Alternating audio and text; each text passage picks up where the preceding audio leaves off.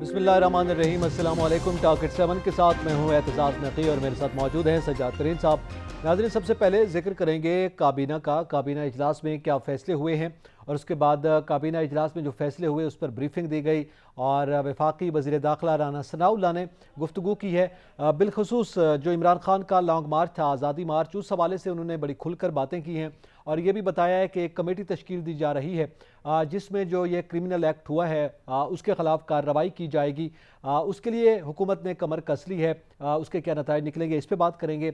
इसके साथ साथ आज गुफ्तगू की है, मरीम नवाज साहब ने भी गुफ्तगू की है, इमरान खान साहब भी बोले हैं और उन्होंने ये बताया है कि क्या सूरत हाल जो है वो रही लॉन्ग मार्च के हवाले से, क्यों उन्होंने लॉन्ग मार्च ख़त्म किया और उसके पीछे क्या वजूहत थी। इसके साथ साथ फवाद चौधरी साहब ने भी आज गुफ्तगू की है और उन्होंने मौजूदा हुकूमत की परफॉर्मेंस पर तनकीद की है, मियाँ शहबाज शरीफ के दौरे तुर्की पर तनकीद की है और इसके साथ साथ उन्होंने ये भी कहा है कि मियाँ साहबान के जो 5 घर हैं उनको वो हुकूमती तहवील में दे दें, उस पर कोई यूनिवर्सिटियाँ बना दी जाएँ। तो इस किस्म की तनकीद जो है फवाद चौधरी साहब की जानिब से सामने आई है। उन्होंने कहा कि ये अखराजात कर रहे हैं, अपने अलल तललों पर ख़र्च किया जा रहा है। तो ये चूँकि फवाद चौधरी साहब जब खुद हुकूमत में थे तो उन पर यह तनकीद होती रही, अब वो ये तनकीद हुकूमत पर कर रहे हैं। इस पर बात करेंगे। शाजिया मरी साहबा ने भी गुफ्तगू की है, उन्होंने भी लॉन्ग मार्च को आड़े हाथों लिया है और जो बयानात इस वक्त इमरान खान साहब की जानिब से सामने आ रहे हैं या उनके तर्जमानों की जानिब से सामने आ रहे हैं उस पर उन्होंने बात की है।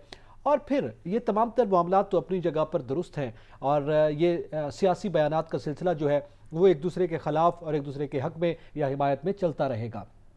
लेकिन बड़ा सवाल जो है वो आम आदमी का है और उसका जिक्र हम अपने प्रोग्राम में करेंगे कि बिजली की फ़ी यूनिट कीमत जो है वो 3 रुपये 99 पैसे यानी कमो बेश 4 रुपये फ़ी यूनिट बिजली की कीमत जो है वो बढ़ा दी गई है।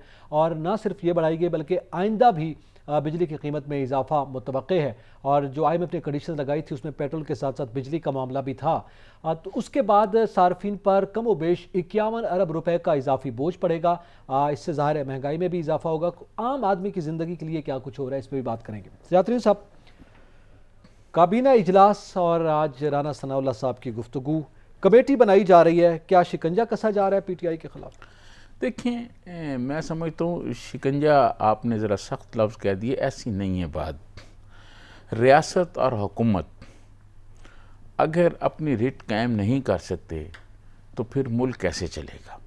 ठीक है, रियासत को अपनी रिट कायम करनी होती है, हुकूमत को अपनी रिट कायम करनी होती है। प्राइम मिनिस्टर, साबिक़ प्राइम मिनिस्टर इमरान खान नियाज़ी साहब ने जो एक रवायत डाल दी है मुसल्ला लोगों को इस्लामाबाद लेके आने की, और वो ये बात ये नहीं कि मैं कह रहा हूँ या राना सनाउल्लाह साहब कह रहे हैं या कोई हुकूमती बंदा कह रहा है, उन्होंने ख़ुद अपने इंटरव्यू में ये कहा है कि मेरे जलूस में, मेरे मार्च में भी मुसल्ला लोग थे और मैंने कहा गोली ना चले। लोगों के पास भी पिस्तौल थे तो कहीं वो ऐसा ना हो कि खून खराबा हो, इसलिए मैंने लॉन्ग मार्च ख़त्म कर दिया। अब अगर हुकूमत जो है इस पर अगर कार्रवाई नहीं करती और हुकूमत की जानिब से खामोशी अख्तियार की जाती है तो मैं समझता हूँ फिर एक रास्ता खुल गया है, एक रवायत ढल गई है। आपको पता है हमारे मुल्क में तो मुसल्ला ग्रुप, मुसल्ला जत्थे बैठे हुए हैं ना, और इनसे फिर ज़्यादा सख्त बैठे हुए हैं और इनसे ज़्यादा असला लेके बैठे हुए हैं। अगर वो ग्रुप आना शुरू हो जाएंगे तो फिर आप उनको कैसे रोकेंगे? अच्छा, इस पे राना सनाउल्लाह साहब ने गुफ्तगू की है, मैं पहले वो सुन लें, फिर इस पे मजीद भी कुछ सवालात हैं जो मैं आपके सामने रखूंगा। जी प्रोड्यूसर साहब, सुनाइएगा राना सनाउल्लाह साहब ने क्या बात की है। मेरी ये दयानतदाराना राय है कि ये एक क्रिमिनल एक्ट है। मैंने आज तजवीज़ रखी है कैबिनेट के सामने कि इसका मुकदमा दर्ज करने की इजाज़त दी जाए। कैबिनेट ने एक कैबिनेट सब कमेटी जो है वो उन्होंने जो है वो तजवीज़ की है कि वो इन तमाम चीज़ों को जो है वो पूरी तरह से जो है वो एनालाइज़ कर ले और अगर वो तजवीज़ या वो मौक़िफ़ जो मैंने इख्तियार किया है उसमें वज़न है तो फिर ये कमेटी जो है वो अपनी राय से जो है वो फेडरल गवर्नमेंट कैबिनेट को जो है वो आगाह करेगी। कैबिनेट के सामने रखी गई है तजवीज़। अब ये तजवीज़ का जिक्र जो अभी राना सनाउल्लाह साहब ने किया, ये पहली मरतबा कैबिनेट के सामने नहीं रखा गया। ये जो आज़ादी मार्च आ रहा था उससे चंद दिन कबल भी राना सनाउल्लाह साहब कह रहे थे कि तमाम इत्तेहादी जमातों की मुशावरत के बाद अगर मुझे कहा जाता है तो मैं इनको इस्लामाबाद दाखिल नहीं होने दूंगा, ये भी इनका बयान रिकॉर्ड पे है। और फिर जब तमाम इत्तेहादी जमातों ने और काबीना ने इनको इशारा दिया और इनको इजाज़त मिल गई तो इन्होंने वाकई दाखिल नहीं होने दिया। अब ये जो इनके खिलाफ कार्रवाई है वो आइंदा कोई मार्च ना करें, उसको रोकने के लिए अब वो फिर काबीना से मंजूरी लेने की बात कर रहे हैं कि एक ऐसी कमेटी बनाई जाए जो क्रिमिनल गैंग के जो मुख्तलिफ सरगने हैं, यानी इन पर क्रिमिनल एक्ट लगाया जाए। बुनियादी तौर पर वो ये कहते हैं कि एक सख्त किस्म का मुकदमा बनाया जाए और ये सूरत हाल आइंदा डेवलप ना हो या लॉन्ग मार्च रोका जाए। अच्छा, ये जो वाक़या हुआ है, या जो हुकूमत ये करने जा रही है, या जो हुकूमत कमेटी बना रही है और कमेटी अपना पॉइंट, इसका आइंदा मार्च से कोई ताल्लुक नहीं है। अच्छा, इस मुल्क का आइन जो है, पाकिस्तान का आइन आपको पुरअमन एहतजाज करने का हर शहरी को हक देता है, आप आएँ और एहतजाज करें। लेकिन आपको मैं I am sorry to cut you, Mian Shahbaz शरीफ साहब वज़ीर आज़म पाकिस्तान गुज़िश्ता रोज़ जब वो जलसे से खिताब कर रहे थे, गुज़िश्ता नहीं उससे पहले मानसेरा में, तो उन्होंने ये बात की। फिर उनका एक बयान भी सामने आया कि अब अगर किसी ने मार्च की कोशिश की तो उनको दाखिल नहीं होने दिया जाएगा, उनके खिलाफ सख्त कार्रवाई की जाएगी। इसी तरह इनके वज़रा के बयान भी सामने आ रहे हैं कि कोई मार्च हम दाखिल नहीं होने देंगे। तलाल चौधरी साहब बोले पुरअमन मार्च जो है ना, पुरअमन मार्च, आप सुप्रीम कोर्ट ने कहा नहीं कि दरवाजे सारे रास्ते खोल दें और इनको आने दें, और उन्होंने एक जगह का भी कहा कि H9 में इनको जगह देते हैं। ये बात देखें, बात यह है कि पाकिस्तान एक आइन के तहत चलता है, आइन के बगैर नहीं चल सकता। पुरअमन एहतजाज को कोई नहीं रोक सकता, किसी की मजाल नहीं, कोई हुकूमत हो, कोई रियासत हो। अगर कोई शख्स आता है और वो अपने मुतालबात के लिए पुरअमन एहतजाज करता है तो पुरअमन एहतजाज करने का हक हासिल है, लेकिन आपको मुसल्ला होके आने का हक हासिल नहीं है। आपको ये हक हासिल नहीं है कि आप फेडरल कैपिटल को आके आग लगा दें, आपको ये हक हासिल नहीं है कि आप पुलिस वालों को गोलियां मारें, ये कोई हक नहीं है किसी को। अगर ये रवायत पड़ गई और इसी तरह आपने एक्शन न किया तो बाकी लोगों की भी हौसला अफजाई होगी। ये सारे मुसल्ला थे जिन पर शेलिंग की गई, ये पिंडी फैजाबाद के मकाम पर दाएं बाएं रास्ते बंद किए गए, पहले से मुसल्ला थे क्या? इनके इल्म में आ गया? मैं आपको अर्ज करूं, ये जो जब ये मार्च शुरू हुआ तो उस वक्त आपको पता, आज राना सनाउल्लाह साहब ने भी कहा कि जब सवाबी से ये मार्च शुरू हुआ तो उस वक्त भी गन्ने लेके और असला लेके लोग इमरान खान साहब के इर्द गिर्द मौजूद थे। तो इनके तो इल्म में था कि उस वक्त भी इनके पास असला है। हुकूमत के पास तो जो खुफिया इदारे हैं वो लम्हा बलम्हा रिपोर्ट दे रहे होते हैं। फिर उन्होंने आज ये भी कहा जी कि टेलीफोन मैसेजेस जो हुए हैं, व्हाट्सएप मैसेज जो हुए हैं वो रिकॉर्ड पर हैं और टेलीफोन कॉल्स हैं और कुछ ऐसे सबूत हैं जिनकी तरदीद नहीं की जा सकती, जिस पर ये सारा कुछ लोगों को कहा जा रहा है कि आपने ये करना है, आपने ये करना है।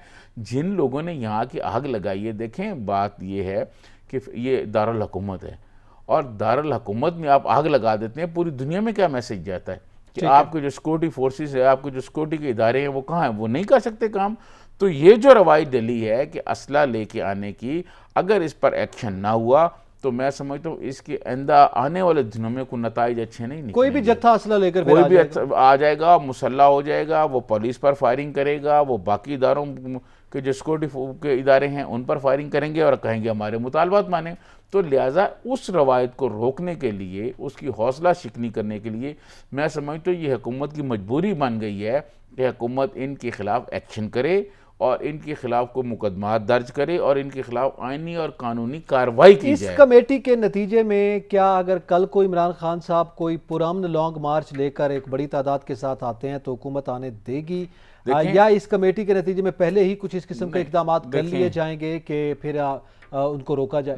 देखें बात ये है, ये जो एक्ट हुआ है इसका तो कार्रवाई होगी ना। फिर अगला जो आप मार्च की बात कर रहे हैं, अगले मार्च में ये देखा जाएगा कि इनके साथ मुसल्ला लोग हैं। अगर मुसल्ला लोग पहले हैं, तो जिन पर क्रिमिनल एक्ट और मुकदमा दर्ज हो जाएंगे, अगर मसलन खान साहब के अपने ऊपर हो जाते हैं, उनकी लीडरशिप पे हो जाते हैं, तो फिर अगला लॉन्ग मार्च तो पहले ही उसका सद्देबाब कर दिया गया। कोई लॉन्ग मार्च ही नहीं होगा ना। फिर इनके जो बाकी लोग हैं वो करते रहेंगे कि लॉन्ग मार्च, अगर कुछ लीडरशिप अंदर चली जाएगी तो बाकी लोग करते रहें। लेकिन ये नहीं हो सकता जी, पाकिस्तान में ये बिल्कुल नहीं हो सकता कि आप ये कहें कि कोई मुसल्ला ले, गने लेके और कोई पिस्तौल लेके आ जाए कैपिटल में और वो फायरिंग करे, या पुलिस वालों पर करे, या रेंजर्स पर करे, या किसी और सिक्योरिटी के इदारे पर करे। ऐसा मुमकिन नहीं हो सकता। रियासत को ये करना पड़ेगा, हुकूमत को ये करना पड़ेगा, इसके खिलाफ एक्शन करना पड़ेगा, ठीक है, और भरपूर एक्शन करना पड़ेगा। चले जी, भरपूर एक्शन करना चाहिए। क्या काबीना के पास अब यही रह गया है कि इमरान खान साहब ने जो लॉन्ग मार्च किया उसका क्या करना है, मुसल्ला जत्थों का क्या करना है और आने वाले दिनों के लिए क्या करना है, या कुछ और भी इकदाम करने चाहिए थे काबीना को। आपको याद होगा पीटीआई हुकूमत में भी काबीना इजलास में जब इस किस्म की गुफ्तगू होती थी तो आप भी और हम भी यहाँ तनकीद करते थे कि आपने अवामी फलाह के लिए क्या किया है। तो आज के काबीना फैसलों में तो कोई अवामी सतह पर कोई मामला नहीं आया, बस बिजली की कीमतें बढ़ी हैं, वो तो पहले से ही इकदाम जो हैं वो जारी हैं। नहीं, काबीना में मुख्तलिफ फ़ैसले होते रहते हैं, मुख्तलिफ जो वजारतें हैं। आजकल तो आपको पता है कि बजट की आमद है, बजट के हवाले से सारी चीज़ें की जा रही हैं और हुकूमत कोशिश कर रही है कि अवाम पर ज़्यादा बोझ ना डाला जाए। लेकिन कैबिनेट में ये जो फ़ैसला हुआ है ये सबसे अहम फ़ैसला है, ये सबसे आप सोच नहीं सकते। आपको याद होगा एक सिकंदर नाम का आदमी था जिसने यहाँ इस्लामाबाद के बिलू एरिया में दो गन हाथ में पकड़ी हुई थी और उसने कितना, और उसका सारी सिक्योरिटी को यरगमाल बनाया हुआ था और पूरी दुनिया भर में उसका वो गया था। ठीक है, उसको पकड़ा गया, उसके खिलाफ कार्रवाई हुई। देखें, खुद इमरान खान नियाजी साहब ये कहते रहे हैं ना कि बड़ों के लिए कानून अगर ना हो तो रियासत फिर नहीं चल सकती। तो अब अगर इमरान खान साहब के ये साथ लोग आए हैं और उनके धरने में या उनके मार्च में लोग मुसल्लह थे और जिसका एतराफ़ उन्होंने खुद किया है, इस पर अगर आप हुकूमत एक्शन नहीं करेगी तो दूसरों के लिए आप दरवाज़ा खोल रहे हैं, फिर लोग जा रहे हैं, फिर आप बाकियों को कैसे रोकेंगे। चलें इस पे भी बात करते हैं। फिर फवाद चौधरी साहब ने भी बात की है, उसका भी जिक्र करते हैं। खुद खान साहब के कुछ बयानात हैं। नाज़रीन, अभी वक्त तो एक ब्रेक का, हमारे साथ रहिएगा।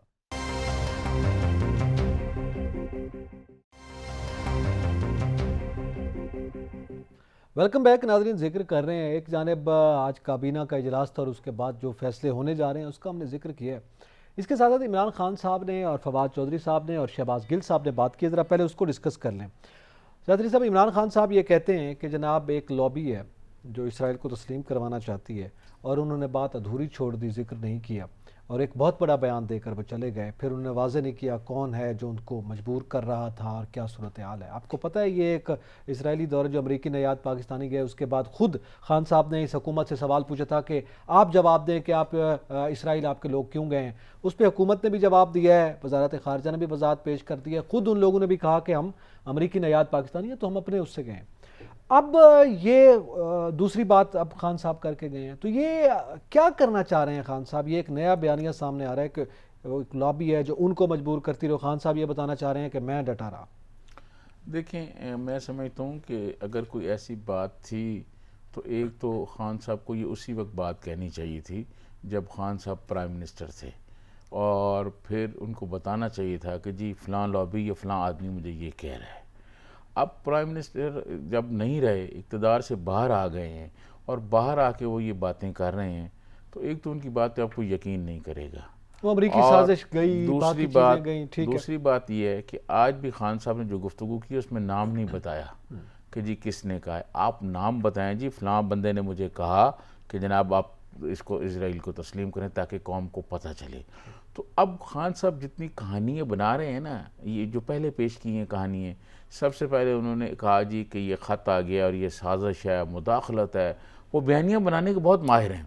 उन्होंने एक बयानिया बनाया, लोगों को दिखाया कि जी ये हो गया है, जी मेरे साथ ये हो गया है, जी हुकूमत फ़लाँ हो गई है जी। और जितने उनकी हुकूमत में 3, साढ़े 3, पौने 4 साल जो लोग रहे हैं वो सारे अमेरिकन नेशनल थे। ठीक है, शहबाज गिल साहब भी वहाँ यूनिवर्सिटियों में पढ़ाते हैं और आज तक वो अमेरिका के ख़िलाफ़ कोई नारा लगाने के लिए तैयार नहीं। ये बातें चलती हैं, बहुत चलती रहीं।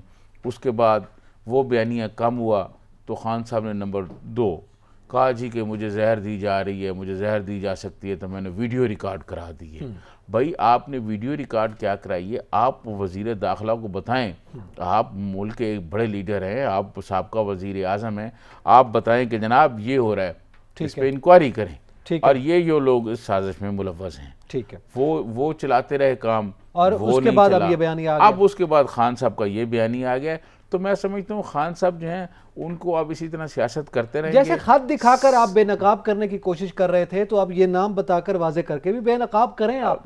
मेरे खत का भी तो आपने कहा जी ये देखें जी मेरे पास। मैं आपको अर्ज करूँ कि खत वाली भी कहानी घड़ी हुई थी। ठीक है, और ये भी कहानी घड़ी हुई है खान साहब की कि जी मुझे फ़लाँ ने कहा, मुझे फ़लाँ ने कहा। जो बंदा इतनी जुर्रत नहीं रखता, लॉबी का जिक्र कर रहे हैं, सर आपकी लॉबी है, आप तमाम मुस्लिम ममालिक पे असरअंदाज हो रही है और वो चाह रही है कि सर आप उसका नाम तो बताएं ना, आप उसका नाम बताएं कि जी फ़लाँ लोग थे, उन्होंने ये मुझे कहा। ठीक है, और मैं इसलिए मैंने इनकार किया।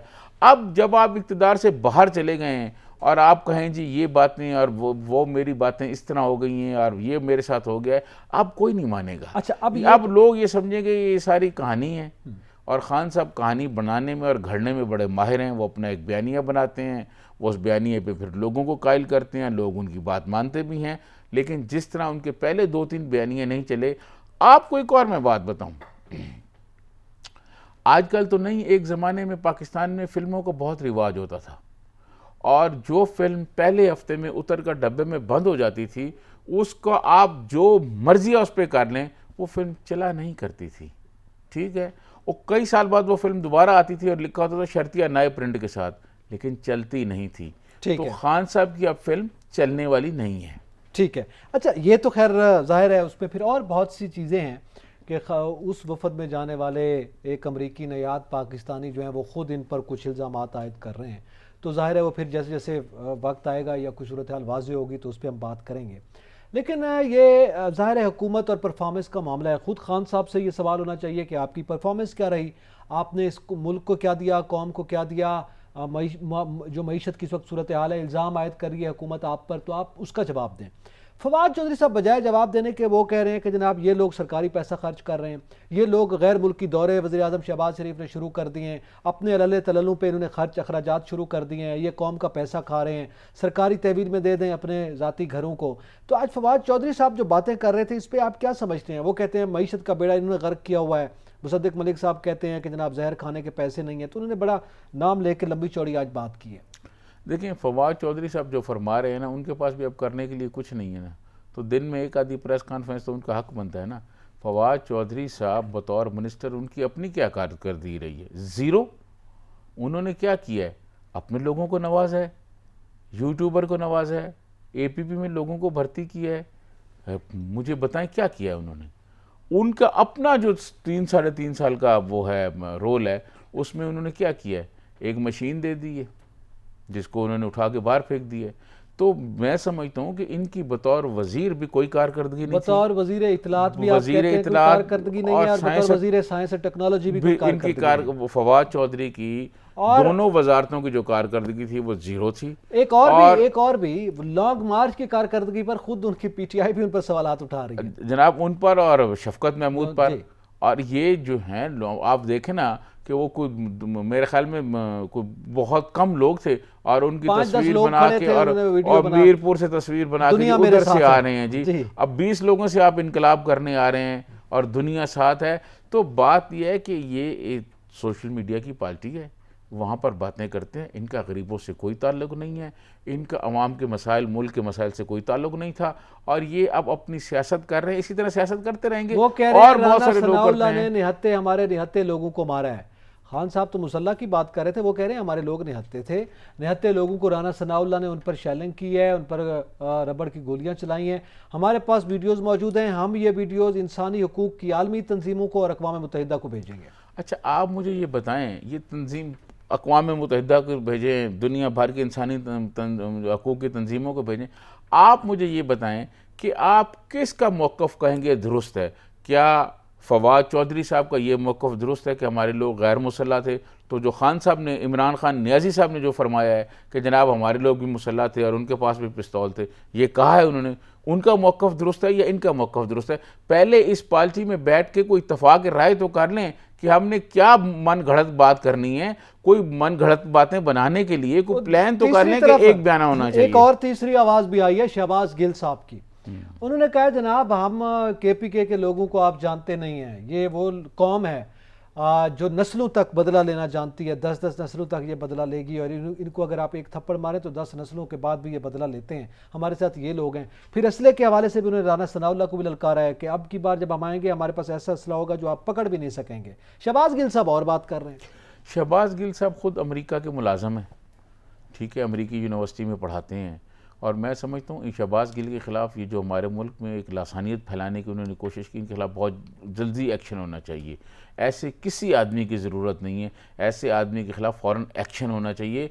ये क्या बातें करते हैं? ये चेक करना चाहिए शहबाज गिल किस एजेंडे पर हैं, ये किस एजेंडे पे आके ये बात कर रहे हैं, इनका भी देखना चाहिए। बिलो द बेल्ट आप जाके अमेरिका की आप मुलाजमत करते हैं और आके पाकिस्तान में आप फसाद फैलाने की कोशिश करते हैं। आप मुझे बताएं किसी आदमी को वहाँ अमेरिका में ये शहबाज गिल जो इधर बात करते हैं, वहाँ अमेरिका के किसी वज़ीर के बारे में ये बात कर सकते हैं जहाँ ये नौकरी करते हैं?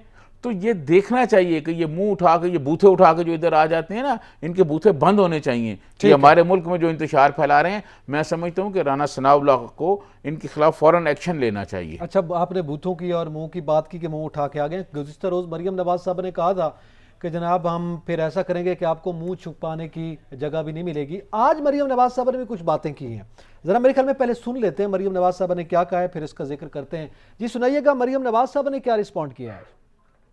तो क्या ये जिस हुकूमत को वापस छीनना चाहता है, जिस हुकूमत की कुर्सी की जाने की इसको इतनी तकलीफ है कि ये पूरे पाकिस्तान में आग लगाने पे तुला हुआ है, मैं ऑनेस्टली ये उस बंदर की तरह है जिसके हाथ में माचिस है और जिसको खाने को अगर कुछ नहीं मिला तो वो तैयार है कि पूरे पाकिस्तान को आग लगा देगा, अपने इर्द गिर्द आग लगा देगा। इसकी मिसाल आज वही है।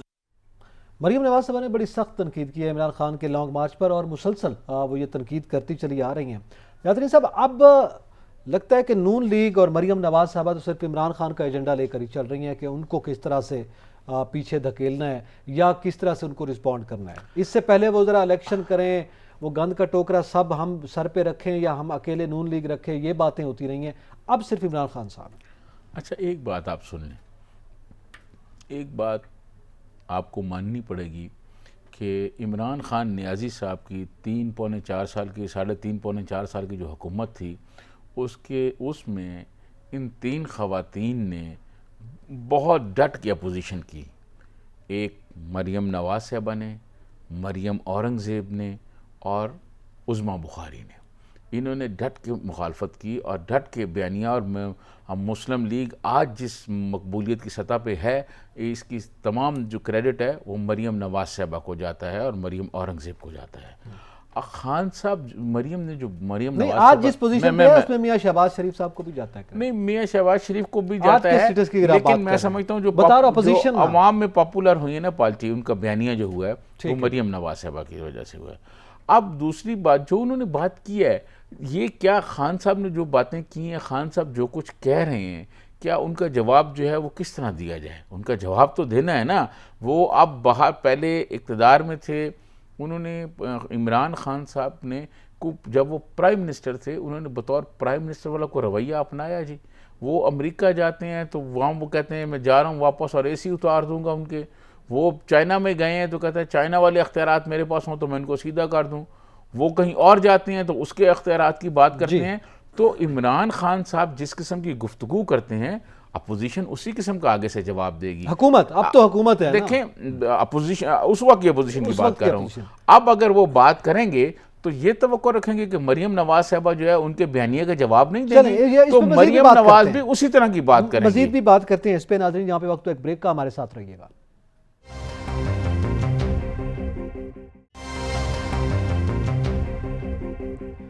वेलकम बैक नाज़रीन। जिक्र कर रहे हैं मरियम नवाज साहबा का, ब्रेक से पहले हम जिक्र कर रहे थे और अब वो मुसलसल, एक तो इमरान खान साहब जो बात कर रहे हैं उसका भी वो जवाब दे रही हैं, रिएक्ट कर रही हैं, रिस्पांस कर रही हैं, लेकिन इसके साथ साथ मईशत की जो इस वक्त सूरत हाल है उसको भी वो इमरान खान साहब के ज़ाहिर खाते में डाल रही हैं। और उस पर उन्होंने कहा है कि इन्होंने मईशत के लिए कुछ नहीं छोड़ा, इन्होंने जो कारकर्दगी थी ख़राब थी और उसको जो है अब हम भुगत रहे हैं। तो साथ साथ ये 2 बयानियाँ लेके चल रही हैं। एक बयानिया वो है जो इमरान खान साहब का हुआ करता था अपने दौरे हुकूमत में, तो चले यहाँ पर तो इन दोनों की मुशाबहत हो गई ना। वो कहते थे पिछली हुकूमत का कसूर है, ये भी कह रहे हैं गुज़िश्ता हुकूमत का कसूर है। देखें, अभी जब हम ब्रेक में थे तो ख़बर आई है कि घी की कीमतों में इजाफा हो गया और 208 रुपये इजाफा हुआ है। इस पे जिक्र करते हैं अभी, बिजली की कीमतों में भी हुआ, इसका भी हुआ। ये जो मरियम नवाज साहबा बात कर रही हैं, ये बात ठीक कर रही हैं। ये सारा कुछ किया धरा खान साहब का है। खान साहब ने IMF के साथ जो शराइत तय की उसका आज खमियाजा भुगता जा रहा है। खान साहब के साथ एक नाहलों का टोला था, वो नाहिल लोग सारे के सारे बैठे हुए थे। कुछ मांगे तांगे के लोग थे जिसमें हफीज़ शेख साहब थे, बाद में शौकत तरीन साहब आ गए। और उन लोगों का आप यकीन माने, पाकिस्तान के साथ, पाकिस्तान के अवाम के साथ हफीज़ शेख का क्या ताल्लुक़ है? शौकत तरीन साहब जिस क्लास के आदमी, उन पर महंगाई क्या असर करती है? उन्होंने तो IMF से जो हफीज़ शेख ने, बुनियादी तौर पर हफीज़ शेख ने जो मुआहदा किया था उसका ये इम्पेक्ट हो रहा है। और ये महंगाई हो रही है और आगे भी महंगाई होगी। लेकिन मैं समझता हूँ हुकूमत को ये कंट्रोल करनी चाहिए। मरीम नवाज़ जो हवाला दे रही हैं, मरीम नवाज़ साहब बिल्कुल ठीक हवाला दे रही हैं। ये सारा किया धरा इमरान खान साहब का है, और ये इमरान खान साहब को आप ये नहीं कह सकते कि उनकी हुकूमत चली गई तो बरियल ज़िम्मा है। ये उनकी जिम्मेदारी है, ये उनकी वजह से अवाम मुश्किलात का शिकार हो रही है। खान साहब भी ठीक कहते थे ना उस वक्त, खजाना खाली है तो जनाब मैं क्या करूं। अब जाहिर है ये गुज़िश्ता हुकूमतों की कारकर्दगी का नतीजा है। बात हमें IMF के पास जाना पड़ रहा है या बात ये है कि IMF के पास पीपल्स पार्टी भी गई, IMF के पास उससे पहले मियाँ नवाज शरीफ भी गए, सारी गवर्नमेंटें जाती रही हैं, लेकिन इतनी सख्त शराइत पर कर्जा किसी ने नहीं लिया जो खान साहब ने लिए। खान साहब ने कर्जे तो आते रहे हैं, लेकिन महंगाई का ये आलम नहीं था, इतनी सख्त शराइत नहीं थी। खान साहब ने तो इतनी सख्त शराइत उनकी और खान साहब की टीम ने मानी है, जिसका आज ये खमियाजा है, और आम आदमी बहुत मुश्किलात का शिकार है। अच्छा, अब एक जानिब तो ये है, अभी आपने हवाला दिया है आम आदमी का, अब आप जिक्र कर रहे हैं, तो उसकी मुश्किलात के लिए किसने IMF के साथ किस कंडीशन पे कर्जा लिया, किसने क्या मुआहदा किया, तो अवाम तो ज़ाहिर है एक ही सवाल है। मेरा ये सवाल है आपके सामने, इसके बाद हम बिजली की कीमतों और महंगाई का जिक्र करते हैं। वो ये है कि जब ये जानते थे कि इतनी सख्त शराइत पे IMF के साथ PTI हुकूमत ने मुआहदा कर लिया है, तो फिर क्या वजह है, क्या ज़रूरत थी आपको ये सारा कुछ अपने ख़िलाफ़ करने की और ख़ुद आके बागडोर संभालने की, कि सूरत हाल जो है वो ना आपके हाथ में है ना उनके हाथ में थी, अब तो वो IMF के हाथ में है। आपने क्या तीर मारना था? देखें, ये जो फिर चलने देते उनकी हुकूमत। ये जो बात आपने की ना, ये बहुत सारे लोग करते हैं। जो इनका पॉइंट ऑफ व्यू है, जो हुकूमत में लोग हैं, इनका पॉइंट ऑफ व्यू है, अगर एक तो उन्होंने कोई गलत काम नहीं किया, पाकिस्तान का आइन इस बात की इजाज़त देता है, अलग बात है ना, वो तो नहीं किया, आईनी तौर पे किया। उनका पॉइंट ऑफ व्यू ये है कि जो हुकूमत में लोग हैं कि अगर वो ये ना करते तो इससे ज़्यादा मुल्क को नुकसान हो सकता था। अभी तो साल 2 साल के सूरत हाल को रिवर्स किया जा सकता है। अगर खान साहब और 1.5 साल पूरे करते तो फिर शायद चीज़ों को रिवर्स करना मुश्किल, नामुमकिन हो जाता। तो इसलिए वो लोग आए हैं। लेकिन मैं समझता हूँ कि जब वो आए हैं, आपने बिल्कुल ठीक कहा, उनको पता था कि IMF किन शराइत पे कर्जा दे रहा है और आगे क्या सूरत हाल होगी। इन्होंने फर्नेस ऑयल और LPG नहीं ख़रीदी, जिसकी वजह से लोड शेडिंग आज बहुत ज़्यादा हो रही है।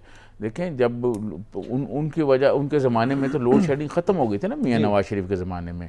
उनकी इन्होंने जो एक नाहली और गफलत किया, और जी उसी वजह से नहीं की थी ना। अब इन्होंने LPG नहीं खरीदी, जब दुनिया भर में सस्ती थी इन्होंने नहीं खरीदी। इन्होंने नहीं, देखना, अगर ये मुआहदा करते उस वक्त जब LPG सस्ती थी दुनिया भर में, इन्होंने कोई टेंडर नहीं किए।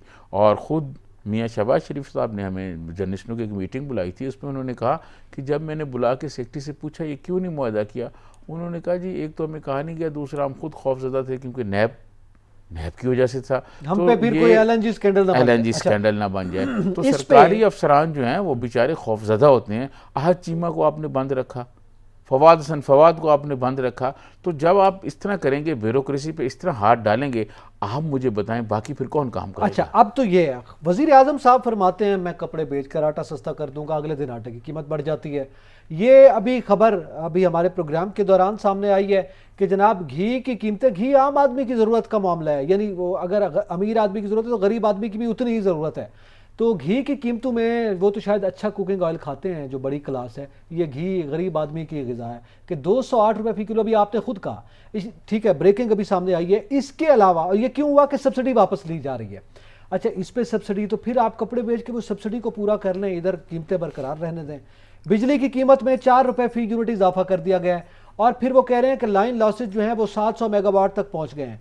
सिर्फ बिजली की कीमत में इजाफा नहीं किया गया, उसके साथ साथ लोड शेडिंग का दौरानिया भी बढ़ गया है, ना बिजली है और जो जितनी आ रही है उस पर भी डबल कीमत ली जा रही है। इसमें कोई दो राय नहीं, ये जो बातें आपने कही हैं बिल्कुल दुरुस्त कही हैं कि लोड शेडिंग बहुत ज़्यादा है, और बिजली के बिल जो आएंगे इस महीने में वो आप देखिएगा बहुत ज़्यादा होंगे, और अगले महीने जो आएंगे वो उससे ज़्यादा होंगे।